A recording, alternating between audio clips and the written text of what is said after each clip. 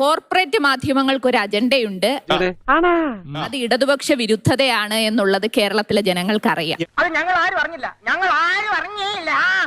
പലപ്പോഴും ചർച്ചയ്ക്ക് പോകുമ്പോൾ എനിക്ക് അനുഭവം ഉണ്ടായിട്ടുണ്ട്. എന്റെ അനുഭവത്തിന് ഞാൻ പറയണത്, ഞാൻ ആ ചർച്ചയിൽ ഒറ്റപ്പെടുകയും നിന്റെ കയ്യിലിരിപ്പതായിരുന്നല്ലോ. ആരോഗ്യ വകുപ്പിനെതിരെ 10 വർഷക്കാലം സഖാവ് പിണറായി വിജയന്റെ ഗവൺമെന്റ് ഉള്ളപ്പോൾ വലിയ ചർച്ചകൾ ഇവിടെ കൊണ്ടുവന്നല്ലോ.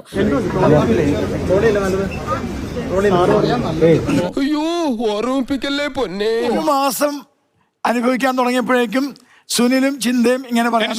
ടെൻഷനായി. 10 വർഷമായിട്ട് നരേന്ദ്രമോദിയെയും സർക്കാരിനെയും വേട്ടയാടുമ്പോ ഒരു കൈയടിക്കായിരുന്നു. സമാധാനമായല്ലോ, അനുഭവിച്ചു. കേന്ദ്ര ഗവൺമെന്റിനെതിരെ നരേന്ദ്രമോദിക്കെതിരെ വസ്തുതാപരമായൊരു വാർത്ത റിപ്പീറ്റ് ചെയ്ത് കൊടുക്കാൻ നിങ്ങൾ തയ്യാറായാൽ ഒരു കാര്യം ഉറപ്പാണ്, കേരളത്തിന്റെ തേങ്ങ അർണബ് ഗോസ്വാമി പോലും വരും. അങ്ങ് നേരത്തെ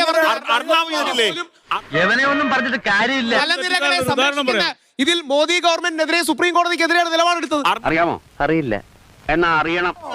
ഇപ്പൊ എന്താ പറഞ്ഞതിൽ അറിയോ? ബുധനാഴ്ച ഹാജരാകാനാണ് നിർദ്ദേശം നൽകിയിരിക്കുന്നത്. മാസപ്പടി കേസിൽ ഇന്നായിരുന്നു വീണ തൈക്കണ്ടിയിൽ ഹാജരാകേണ്ടിയിരുന്നത്. അവിടെ പ്രശ്നമുള്ള അപ്പൊ ഇഡി അങ്ങ് മോശമാക്കാൻ നടക്കില്ല. ഒത്തില്ല ആ മൂപ്പര് ഒപ്പിക്കാൻ നടക്കുക. ഇതിനകത്ത് ശ്രീ ഗോപാലകൃഷ്ണൻ അദ്ദേഹം പാറ്റ എലി എന്നൊക്കെ പറഞ്ഞ് രാജ്യത്തെ നിരുപാരി വെച്ചു കൊടുക്കുക പ്രതിഷേധിക്കുന്ന കുട്ടികളെ ചെറുപ്പത്തെ ഞാനൊന്നും പറഞ്ഞിട്ടില്ല, ഞാൻ ഇവരെ പറഞ്ഞേ, നിങ്ങളെ പറഞ്ഞു. രാജ്യത്ത് എവിടെ അനീതിക്കെതിരെ നടക്കുന്ന പോരാട്ടത്തോടും ഐക്യപ്പെടാൻ SFIക്ക് കഴിയും. കോപ്പാണ് കോപ്പ്. കഞ്ഞു കുടിക്കാൻ വകയില്ലെങ്കിലും ബാധ്യത്തിനൊന്നും ഒരു കുറവില്ല. കഴിഞ്ഞ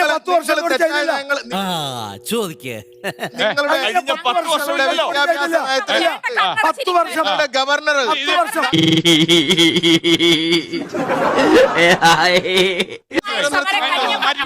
ഞാൻ വേണ്ടെന്ന് വെച്ചിരുന്നതാ. പോലീസ് റാങ്കിൽ 1 2 കയറിയത് SFIക്കാരായിരുന്നു. PSC റാങ്ക് ലിസ്റ്റിനെ അട്ടിമറിച്ചോണ്ട് കേസ് പ്രതികൾ ഉയർന്ന റാങ്ക് നേടിയ സിവിൽ പോലീസ് റാങ്ക് ലിസ്റ്റിൽ ക്രമക്കേട് നടന്നുവെന്ന് പബ്ലിക് സർവീസ് കമ്മീഷൻ.